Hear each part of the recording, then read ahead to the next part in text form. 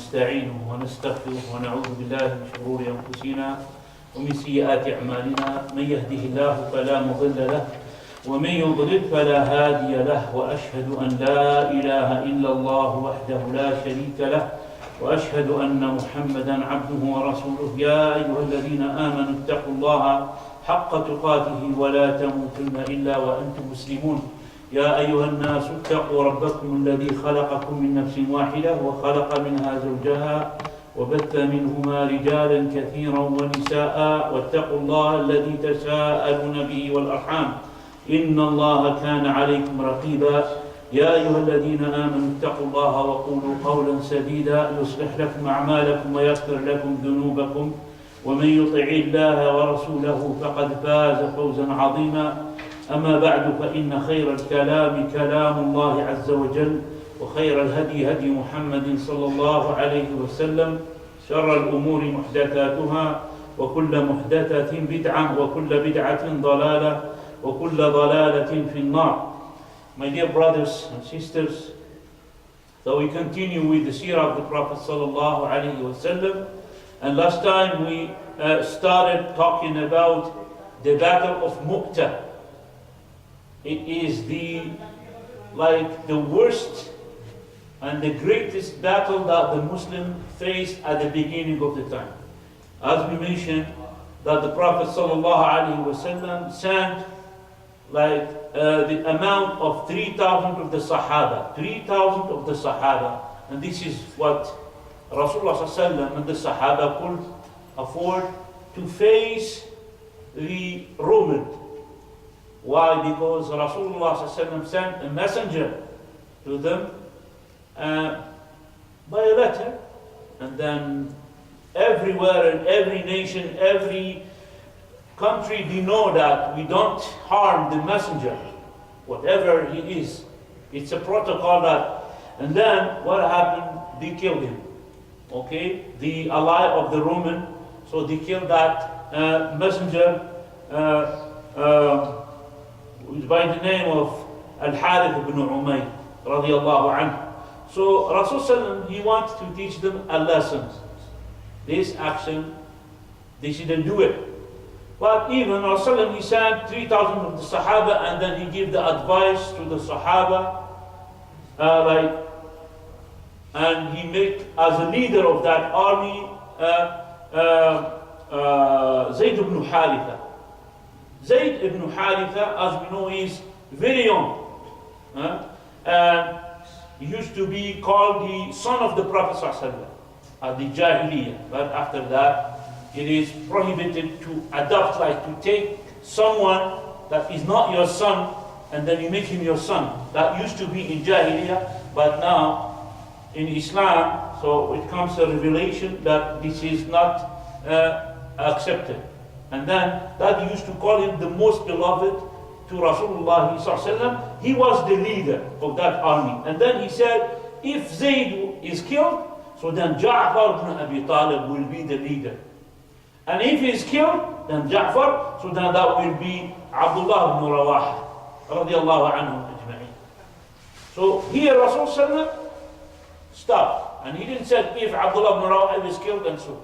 So then in the battlefield, we mentioned last time that the Muslim, when they reach certain location, they find out a location that is far away from Medina. They find out that the Roman are waiting for them with a total number from the Roman 100,000 plus another 100,000 from the Arabs who were the ally of the Roman. So they joined with the Roman to fight against 3,000. Now 3,000 facing 200,000. And this is in the middle of the way. So then the Sahaba, they were consulting each other for a period of 3 days. And at the end, Abdullah ibn Rawaha, he told them that, what's wrong with you? Because he said, we want to go back to Medina, or we're going to send to Rasulullah sallallahu alaihi wasallam. They were discussing and consulting each other what they have to do. So then after that, they found out, Abdullah ibn Rawaha, he said, you came out from Medina, you're looking for something, and you're looking for shahada, you're looking to die for the sake of Allah in the battlefield. So why? You shouldn't hate that. So let's go. And at the end, all of them agree that you have to face 3,000 facing 200,000. So in the battlefield, the Rasulullah ﷺ, he gave the flag, which is a white flag, he gave it to Zayd. And that flag is a symbol of the army. And he's the leader who has to take it and make it stand all the time. So the Romans, they were targeting the person who was carrying the flag. So they killed Zayd ibn Haritha. And then after that, Ja'far ibn Abi Talib, he held it as Rasulullah mentioned. And then he was fighting and fighting till he cut his right hand, and then he held with the left hands the flag. And then after that, he cut the left hands, and then he was taking it by his two arms. And at the end, they killed him, radiallahu anhu. And we mentioned, because of the cut of his two hands, so Allah subhanahu wa ta'ala replaced with his two hands like two wings that he flies in paradise. That's why it was called Ja'far al-Tayyar. Ja'far al-Tayyar. Al-Tayyar being the one who flies in paradise. So this is about Ja'far. After that, he was killed. So then Abdullah ibn Rawaha, he held the flag. And then we mentioned the same way he was killed, radiallahu anhu. Now, there is no other person that Rasulullah mentioned. So then the Sahaba, then other person, he hold the flag without even, like he doesn't let the flag down. So then after that, he told them, you have to select someone. So at the end, the Sahaba, they selected Khalid bin Walid radiallahu anhu.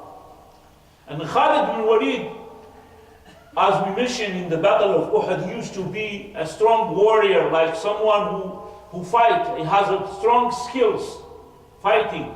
So then he took the leadership, and then when he found out that these 200 will exterminate these 3,000, 200,000, so then he make a technique or a plan to withdraw and to save the rest of the army, without even like making the Roman feeling that the Muslim, they want to withdraw. So he did a very smart plan. So what he did, because they fight during the day and the rest during the night. So then the next morning, so Khalid bin Walid, he changed the plan of the army. He made the left side to be the right side, the front one to be the back one, something new. And he expand the lines and so on, like to make that the Roman thinking that the Muslim get support. Okay? But at the same time, what he used to do, he used to send the group to fight with the Roman. While they're doing that, he would draw a little bit to the south, which is to the desert. He does that every time. So then the Roman, when they saw that, they get scared. They said, wow, they want to get us into a trap. Into like a trap where in the desert. The Arab, they are a strong fighter in the desert, and the Roman didn't used to do that. So then the Roman, they get scared from that. So little bit by little, so the Roman themselves withdraw. So it was a big distance. So then Khalid bin Walid, he was able to save at the end, as we mentioned, the army of the Muslims, and they returned back to Medina without the Roman thinking that they want to withdraw. So that's why they didn't follow them. Because if they knew that they are withdrawing, so then they will follow them and maybe they will kill them all. So that was a very smart plan from Khalid bin Walid radiallahu anhu. And then we said that in this battle, only 12 of the Muslims were killed. 12 of the Muslims were killed. Among them, the strong or the leader of the army. But we said that Khalid bin Walid, even he was that leader who was holding the flag, but he wasn't killed. And at the same time, he mentioned about the ferocity, about the severe fighting that he used to have. He said, radiallahu anhu, in this battle, which is the battle of Mu'tah, he said, it break in my hand 9 swords. He used to fight till the sword would be broken by another Roman. So then he said 9 swords were broken. And then he said, and it doesn't resist in my hand while I'm fighting except a flat sword, sahifa, from Yemen.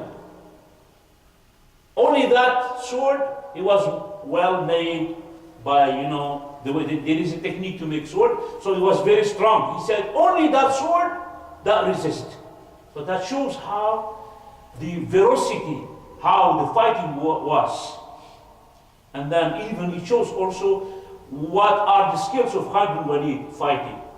And then later on, Khalid bin Walid has a lot of victories. Yeah? So he is very strong Sahabi, radiallahu anhu. He was looking for Shahada, but he didn't get it. Yeah? The Khalid bin Walid, radiallahu anhu. So this is about the Battle of Mu'tah. Now at the end, coming back to Medina, the Arabs, the tribes of the Arab that used to be non-Muslim, so now when they saw the Muslim going, fighting the superpower, Roman at the time, the Roman Empire, so they said, they should be strong, and they should be powerful, and so on. So a lot of tribe became Muslim. So because of that battle, so Banu Salim, a tribe by the name of Banu Salim, a tribe by the name of Asja', a tribe by the name of Ghatafan, a tribe by the name of Dubyan, a tribe of the name of Fizara, and others, all of them, they became Muslim. Just because of that. So Muslim has more respect now at the time, and more respect and power in their hands, and the number of the Muslims are increasing because of that. So now Rasulullah ﷺ, when he saw that big number of the Romans were increasing, especially because of the Arabs that were the ally of the Roman. Half of the army that faced the Muslim was Arabs. So he wanted Rasulullah ﷺ to take those Arabs on his side first. So he will not be able to advance in the north till he got at least these Arabs to be Muslim and to be in his side. So because of that, we said, Rasulullah ﷺ, he sent an expedition with a number of, some of the Sahaba, by the number of, as we mentioned last time, by the number of 300, I think. And then he said, Rasulullah ﷺ, he sent Amr ibn al-As. We remember that Amr ibn al-As, he used to be the most smart of the Arabs at the time, the one that Quraysh sent him to Abyssinia to bring back the Muslim. Why? Because he was has skills of diplomacy and how to talk and so on, but at the same time he's very smart. So Amr al-As, he became a Muslim. Rasulullah, he sent him with a group of the Sahaba to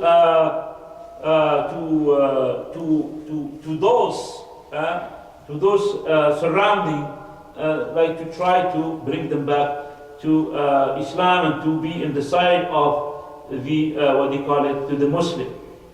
So when Amr ibn al-As, he reached that location, so he found that those people, they were preparing themselves to attack them, and used to be a huge number. So Amr ibn al-As, he sent to Rasulullah ﷺ now a letter asking him to give him some support. So Rasulullah and the Muslims are not strong, are not big number. Even that he was asking for support. So then he sent to him Abu Ubaidah ibn Jarrah, one of the great companions, with 200. That means now they became 500. And then he also gave him a flag to be a leader of these 200. When he arrived to Amr ibn al-As, so Abu Ubaidah, he wanted to be the Imam, leading the Salah. Now Amr ibn al-As, he said to him, I am the Amir, and you just, Rasulullah, he sent you as a support to us. So then Amr ibn al-As, he prayed, and there was no arguing, there was no debate or fighting because of that. So then Amr ibn al-As, he was the leader, the imam of all of them, inshallah ta'ala. So after that, Amr ibn al-As and the rest of the Sahaba, among them now Abu Bakr and Umar. And look, you see, Rasulullah when he doesn't select people because of, if someone for the army, he's going to select someone who is strong in the army. When he sent Zayd ibn Haritha, not because he is the best one to lead the army. And then you see the best of this ummah after the Prophet, who is he? Rasulullah, Abu Bakr. Now, Rasulullah, he sent Abu Bakr and Umar to be under the leadership of Abu Ubaidah. And then all of them, they will be under the leadership of Amr ibn al-As. And who is the beginning, the first one become Muslim is Abu Bakr. Amr ibn al-As, he was at the last. But Islam is not that. Islam recognizes everyone with his skills. And he has to be like doing his job and duty according to what he has to benefit the Muslim Ummah and so on. This is how Rasulullah used to deal with the Sahaba, and this is how Abu Bakr used to deal with the Sahaba, and this is how Umar used to deal with the Sahaba. You don't go with emotion or this one and that. No. You go with everyone what he he's most powerful in his skills, so then he will have that duty. And he said that the Muslim now, they found out themselves to fight against these tribes, small tribes surrounding the Roman, and they defeated them. With 500, they defeated those tribes in a location, and they settled in a location by the name of Salsal. And a location that Salsal, and because of that, this battle that was Amr ibn al-As and the Sahaba with them, Abu Bakr and Umar, used to be called Ghazwatu, or the expedition of Dadu Salasil, because of that. Rasulullah sallallahu alaihi wasallam, he sent other expedition also to correct the misbehavior of this tribe that stand against the Muslim on all their battle. So after that, something happened during that time, which is at the 8th of the Hijrah. So we are now at the 8th of the Hijrah, after the Battle of Mu'tah. So what happened here? There is one of the ally, or not the ally, but yeah, you can call them the ally of the Muslim. This ally is the tribe of Khuzaa. We remember, like when we mentioned Sulh al-Hudaybiyah, like when Rasulullah, he made that agreement with the kuffar of Quraysh, that they will not go into the Umrah for that year, they can go for next year, they will put the arm of fighting, peace for 10 years, and then all the act or the condition of this agreement, yeah? So, and then they said that and whoever wants to be with the side of Muhammad, with the Muslim, he will be. And whatever will be like applying on the Muslim, he will be applying on them. But if they will be with Muhammad, so then they will be with Muhammad. Like all the conditions that happen. And who want to be with Quraysh, from other than Quraysh, so then he can be with Quraysh. So we mentioned that certain tribe went with Quraysh, and other tribe, which is like Khuzaa, they said, we will be with the tribe of Muhammad. And the reason of that Khuzaa used to be with the conflict all the time. One of the reasons why they want to be with the Muslim is because they want to be safe and from the tribe, another tribe that used to be fighting with them all the time. So if they are in the side of the Muslim, and they are in that path of 10 years, so at least they will have 10 years, no fighting. But before used to be fighting all the time. So because of that, Khuzaa, like were on the side of the Prophet sallallahu alaihi wasallam. Now Khuzaa used to be with conflict with another tribe by the name of Banu Bakr. And Banu Bakr were with Quraysh. So now if another group that is with Quraysh, they break down one condition of the Treaty of Hudaybiyah, so then that would be dropped. So that there is no respect for, so that would be a mistake, okay? So what happened here? And as we said, they used to be in, in enmity all the time. So what happened? Banu Bakr, what they did? So they attacked Khuza'a. They attacked the tribe of Khuza'a to revenge, because they did before, or they did something to them, so they want to revenge. So they went out in Sha'ban, in the month of Sha'ban, on the 8th of Hijrah, on the night time, and they attacked the tribe of Khuza'a. And while they were in the, taking water from a well, and then they killed some of the men of them, and Quraysh, they helped Banu Bakr with the weapons also. So now, one of the Khuza'a,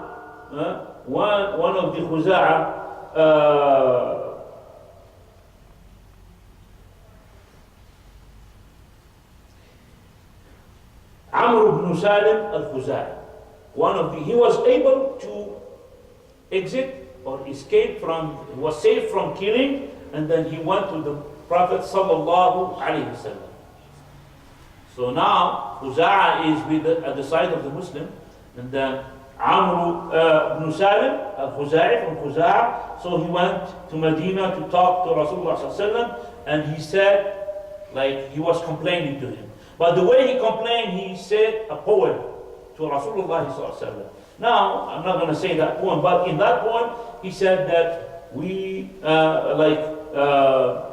are in covenant with the Muslim, or Muhammad, you support us, and praising Muhammad sallallahu alaihi wasallam, and then give us support. And the tribe of Banu Bakr, they betrayed us, and they break down the covenant.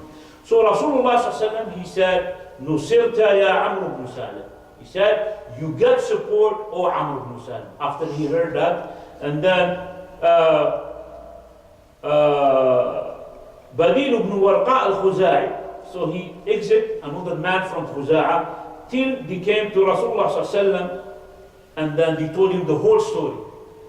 So now, first man he came, complained, and another one he came, and then he told the Rasulullah sallallahu alaihi wasallam all the story, and he told him also the support of Quraysh, supporting Banu Bakr, and then he went back to Mecca.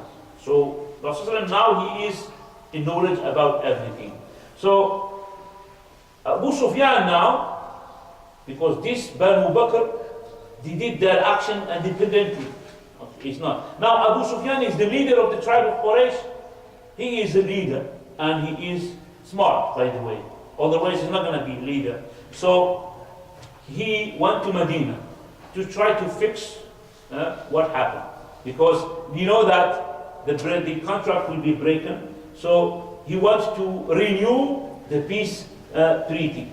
So he went to Medina to try to talk to Rasulullah sallallahu alayhi wa sallam. Rasulullah, he told the Sahaba, before Abu Sufyan came, he said, كأنكم بأبي سفيان قد جاءكم ليشد العقد ويزيد في المدة. He said that Abu Sufyan, he came to you to make strong the contract or the pact, and to extend the period of the peace. So Abu Sufyan, he went to Ibn Warqa. He met with Ibn Warqa. Ibn Warqa al-Khuza'i, we mentioned that he went to Medina and he met with the Rasulullah. So Ibn Warqa, Abu Sufyan going to Medina, he met with Ibn Warqa going to Mecca. So what he said to him, he asked him, "Did you went to Medina?" So then Ibn Warqa, he said, "I did not. No, I did not meet with Muhammad." And then when Badil, he went to Mecca, Abu Sufyan, he said, لَإِنْ كَانَ جَاءَ الْمَدِينَةَ لَقَدْ عَلَفَ بِهَا النَّوَى. He said, if he went to Medina, so then his camel or his horse will eat from the seed or the date seed from Medina. So what he did, he said, and then he went and he checked the dung, the dung of the, and then he found out the seed of the date of Medina. So he knew that he was in Medina. So he lied to him. He didn't tell him the truth. So then he said, I swear by Allah that the deal he went to Muhammad and he talked to him. But he want to find out, what he talked to him. So Abu Sufyan, he went directly to his daughter, Habiba.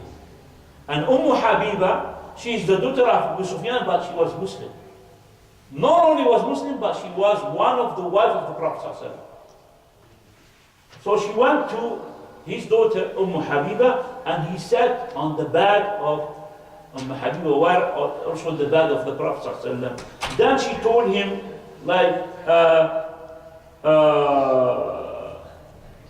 she folded the bed, and she didn't want that her father will sit on the bed of the Prophet ﷺ. And then he said to her, why are you hating me? Why you do that? Why this bed is so precious like that? And then he said to him, yes, it is the bed of the Prophet or the Messenger of Allah, and you are a man that is mushrik, and you are filthy, you are najis. Najis, the mu'min, the believer, is pure. The Muslim is pure. Even he is at the state of janaba, he stayed pure because of his iman. But because of that, he is able to enter Mecca. The Mecca, now we know that the kuffar, the non-Muslim, they cannot go Mecca. إِنَّمَا الْمُشْرِكُونَ نَجَسٌ. It's morality, it's filthiness in morality. Okay, it's not filthiness in urine. No, it's the body itself. Okay, this is najasa datiya. So she said to him, you are najis, you cannot sit on the bed of the Prophet sallallahu alaihi wasallam. Now, after that, when he saw that his daughter herself, she kind of not welcoming him, so then he went to Rasulullah sallallahu alaihi wasallam directly. So he talked to him, but Rasulullah, he didn't talk to him. He didn't talk to him at all. Abu Sufyan talked to him, but Rasulullah, he didn't answer him back at all. And then after that, he went to Abu Bakr radiallahu anhu. So Abu Bakr radiallahu anhu, he asked him to talk to Rasulullah, to intercede for him, to make a way for him, and then he'll be able to talk to Rasulullah. So then Abu Bakr said, I'm not going to do that. And then he went to Umar bin Khattab after that. So then Umar, he said to him, أَأَنَا أَشْفَعُ لَكُمْ إِلَى رَسُولِ اللَّهِ. He said, do you think I will intercede for you to the Messenger of Allah? And then he said to him, فَوَاللَّهِ لَوْ لَمْ أَجِدْ إِلَّا الذُّرْ لَجَاهَدْتُكُمْ بِهِ. By Allah, if I find anything that is the smallest things, I find it in my way, I will fight you with it, using that small things. I'm not going to stop myself to fight you. And then after that, he went to Ali ibn Abi Talib. When he went to Ali ibn Abi Talib, and then with him was Fatima radiallahu anha, and then their son, which is Al-Hasan, playing in front of them. And then he said, Ya Ali, he said, oh Ali, you have, between you and me, we have rahim, which means family relationship. Yeah? And then he said, I came to you, I need something from you. So then don't turn me back as the other did. And then he said, can you intercede for me in front of Muhammad? So then, which is Ali ibn Abi Talib, he said, woe on you, Abu Sufyan. Rasulullah sallallahu alaihi wasallam, he decided something, we cannot talk about it at all. He decided something that we cannot even talk about it at all. So then he went to Fatima radiallahu anha, he talked to Fatima, Abu Sufyan, and then he said, can you which is, call your son, which is Al-Hasan, Al-Hasan radiallahu anhu, he will be a person that will be intercede for me in front of Rasulullah sallallahu alaihi wasallam. And then she refused, radiallahu anha. So then Abu Sufyan, he gave up. And then he said to Ali ibn Abi Talib, give me advice. So Ali ibn Abi Talib, and he was so furious, and then no one wanted to talk to him. So he was so furious, so then he said, I'll give me advice. And then Ali ibn Abi Talib, he said, by Allah, I don't know nothing that will be benefit you. But you are the leader of Bani Kinana. And then go and then try to find support. Try to find support because you are the leader from people. And then go back to your land, which is go back to Mecca. And then he said, أَوَ تَرَى ذَلِكَ مُغْنِيًا عَنِّي شَيْءٍ. He said to him, do you think that will benefit me something? So then he said, Ali ibn Abi Talib, by Allah, I don't think that it will help you at all. But I didn't find nothing to help you with except this, that as an advice. So Abu Sufyan, he went out from the masjid, and then he gave a speech to people in Medina, and then he took his camel, and then he went back to Quraysh. So then when he went to Quraysh, so Abu Sufyan, radiallahu anhu, he met with the people of Quraysh, and he asked him, did you talk to Muhammad? Now they are scared. Because now the contract or the covenant, it was broken from their side. So there is a right that Rasulullah ﷺ and the Sahaba, they will attack Mecca. You attack us, you attack our group. So then it's like, this is normal. So then he was scared from that, especially when the number of the Muslim now is a huge number. It's more than the Meccan itself. We said after the battle of Mu'tah, all this tribe, Ghatafan, Fuzara, this tribe before they used to be with Quraysh in Ghazwat al-Ahzab. Now they became Muslim and they are with the Muslim. So now it's a big number. So then they were very worried about it.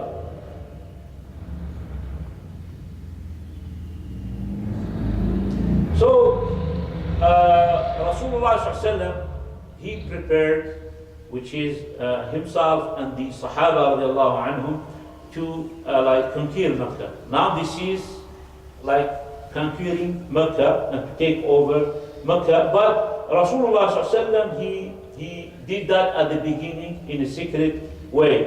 So then Rasulullah ﷺ, he commanded Aisha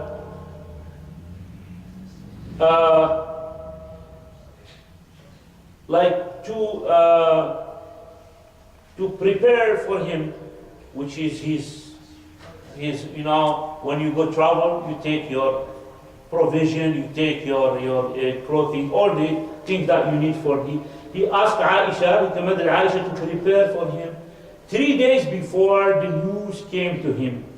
And then, so Abu Bakr, he came to his daughter Aisha, he said, oh my daughter, what is these things that you prepare for the Messenger of Allah? Like something for traveling. So she said, by Allah, I don't know. And then he said, Abu Bakr, Wallahi, ma hada zaman wazbu bani al-asfar. I said, by Allah, this is not the time to attack Bani al-Asfar. Who are Bani al-Asfar? Are the Roman. Because they were in the time that at the Battle of Mu'tah, a war against the Roman. So he said, that's not the time of preparing, going to fighting against Bani al-Asfar.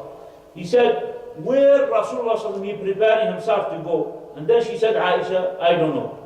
So then, the third day, now this is 3 days before Rasul get the news. So he asked Aisha to prepare his stuff for him to travel. And then after 3 days, Amr ibn Salim, that he came with the news that the people of Quraysh and Banu Bakr, the attack Khuza'ah. So Rasulullah ﷺ, he didn't say to Aisha radiallahu anha where he's going. So maybe he has the news that this will happen, and then he's preparing himself, but even he didn't tell her. No Abu Bakr knows about it. So Rasulullah, he didn't tell no one about his plan. So Rasulullah ﷺ, he sent a group of the Sahaba by the name of 80 men with the leadership of Abu Qatada ibn Rabi'i. So he sent them in the beginning of Ramadan, the 8th of the Hijrah. So why Rasulullah he did that? So to make people thinking that Rasulullah he went to a different location other than Mecca.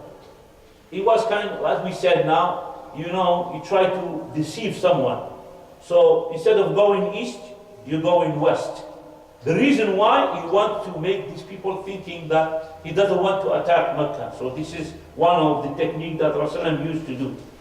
And then people will spread the news about that. It will be misleading them, okay, about the plan.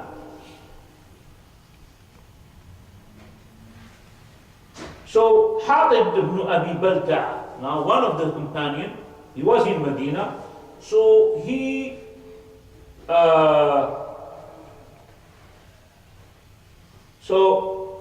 after when this group of 80 men, they went to the other direction, and people now talk about it that the Muslims went to that direction. So Rasulullah secretly he went and he prepared himself and he proceeded to Mecca. Now he took his army and he proceeded to Mecca. So then this group with the 80 men, so they joined after that with Rasulullah. At the time, Hatib ibn Abi Balta'a, which is one of the companions in Medina, so he wrote a book. He wrote a book to the Quraysh. He wrote a book to the Quraysh. A book means a scroll. So he don't have books yet. So a scroll, a letter, called kitab, a letter. In it, he's telling them that Muhammad, and he is a Muslim. Hatib ibn Abi Balta'a, this is a Muslim. And he wrote a book, which is a letter to the people of Quraysh, that the Prophet ﷺ is coming to them to attack them. The reason we will know about it, why he did that. So Hatib ibn Balta'a, he wrote a letter to Quraysh secretly, telling them that the Messenger ﷺ, he is targeting going to Mecca. And then he gave it to a woman, one of the women, young woman traveling to Mecca. And he gave it to her. So she put it inside under her jilbab, and then he went to give it to Quraysh. So the narration saying that she put it in between the braid of her hair. She tried to hide in it. And then she went. And then Rasulullah ﷺ, he received a revelation from Allah subhanahu wa ta'ala by the way of Jibreel alayhi salam, the angel, telling him about that things. No one knows. Hatib ibn Balta'a secretly sent that letter, but Rasulullah, he knew about it. So then, and he knew about Hatib. So then he sent Ali ibn Abi Talib and Miqdad. He sent two companions, Ali ibn Abi Talib and Al-Miqdad, and then he told them, انطلقا حتى تأتي روضة خاخ. Go till you reach the garden, small garden of Khakh by the name of Khakh. فإن بها ضعينة معها كتاب إلى قريش. When you reach that location, you will find a young woman. She has a letter. She's carrying a letter to Quraysh, like asking them to stop her and to take that letter. Okay? He doesn't want Quraysh to know about these things. So then, they went very fast with their horse, because she proceeded on the camel, and then they went very fast, till they find out the woman at that location Rasulullah mentioned. And then they told her to come down from her camel, and then they told her, do you have the letter? So that she said, I don't have no letter with me.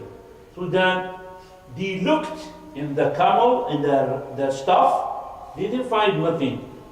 And then Ali ibn Abi Talib, he said to her, أحلف بالله, I swear by Allah, Rasul he never lied, and he didn't lie about that. ولا كذبنا, and then we don't lie.